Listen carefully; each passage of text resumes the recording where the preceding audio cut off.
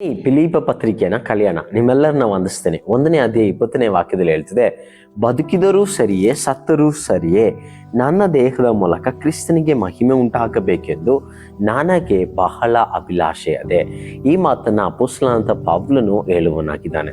ಇದನ್ನು ನಾವು ತಿಳಿದುಕೊಳ್ಳಬೇಕಂದ್ರೆ 1ನೇ ಅಧ್ಯಾಯದಲ್ಲಿ ಏನಿದೆ ಎನ್ನುವುದನ್ನ ತಿಳಿದುಕೊಳ್ಳಬೇಕು. ಯಾಕಿದನ್ನ ಪೌಲನು ಹೇಳ್ತಾ ಇದ್ದಾನೆ ನಾವು ನೋಡ್ತೀವಿ.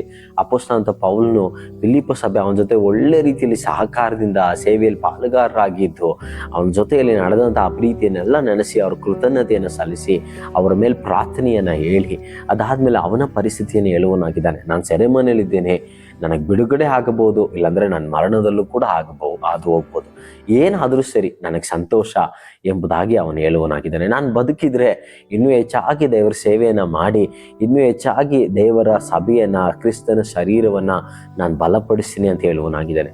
ನಾನು ಮರಣ ಹೊಂದಿದ್ರೆ ಕ್ರಿಸ್ತನ ಜೊತೆಯಲ್ಲಿ ಶಾಶ್ವತವಾಗಿ ಸಂತೋಷವಾಗಿ ಜೀವಿಸ್ತೀನಿ ಎನ್ನುವಂಥ ರೀತಿಯಲ್ಲಿ ಆತನ ಹೇಳುವನಾಗಿದ್ದಾನೆ. ಪ್ರೀತಿ ದೇವ ಜನರೇ, ನಮ್ಮ ಜೀವಿತದಲ್ಲಿ ಇವತ್ತು ಇದರಿಂದ ನಾವು ಕಲಿಯುವಂಥ ಒಂದು ವಿಷಯ ಏನು ಗೊತ್ತಾ? ನಮಗೆ ದೇವರು ಕೊಡುವಂಥದ್ದು ಒಂದೇ ಸಾರಿ ಭೂಮಿಯ ಮೇಲೆ ಜೀವನ ಮಾಡೋದಕ್ಕೆ. ಅದರಿಂದ ಇವತ್ತು ಅನೇಕ ವಿಷಯಗಳಿಗೋಸ್ಕರ ನಾವು ಪ್ರಯಾಸ ಪಡ್ತೀವಿ.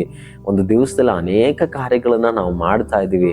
ಇದರಿಂದೆಲ್ಲ ದೇವರ ನಾಮ ಎಷ್ಟು ಮಹಿಮೆ ಹೊಂದುತ್ತಾ ಇದೆ ಎನ್ನುವುದನ್ನ ಆಲೋಚನೆ ಮಾಡೋಣ. ನಮ್ಮ ದೇಹದ ಮೂಲಕವಾಗಿ, ನಮ್ಮ ಆಲೋಚನೆ ಮೂಲಕವಾಗಿ, ನಮ್ಮ ಕ್ರಿಯೆಗಳ ಮೂಲಕವಾಗಿ, ನಾವಿವತ್ತು ಜೀವಿಸುವಂಥ ಜೀವಿತದ ಮೂಲಕವಾಗಿ ದೇವರ ನಾಮ ಮಹಿಮೆ ಹೊಂದುತ್ತಾ ಇದೆಯಾ ಎನ್ನುವುದನ್ನು ಆಲೋಚನೆ ಮಾಡೋಣ. ಬದುಕಿದರೂ ಸರಿಯೇ ಸತ್ತರೂ ಸರಿಯೇ ನನ್ನ ದೇಹದ ಮೂಲಕ ದೇವರಿಗೆ ಮಹಿಮೆ ಉಂಟಾಗಲಿ ಎಂಬುದಾಗಿ ಪೌಲನು ಹೇಳುವಂತನಾಗಿದ್ದಾನೆ. ದೇವರು ನಮಗೆ ಕೊಟ್ಟಿರುವಂಥ ಈ ಬಿಡುಗಡೆಗೋಸ್ಕರ ಸುವಾರ್ತೆಗೆ ಯೋಗ್ಯರಾಗಿ ನಾವು ನಡೆದು ದೇವರ ನಾಮನ ಮಹಿಮೆ ಪಡಿಸೋಣ. ದೇವರ ವಾಕ್ಯದಿಂದ ನಿಮ್ಮನ್ನು ಆಶೀರ್ವದಿಸಲಿ.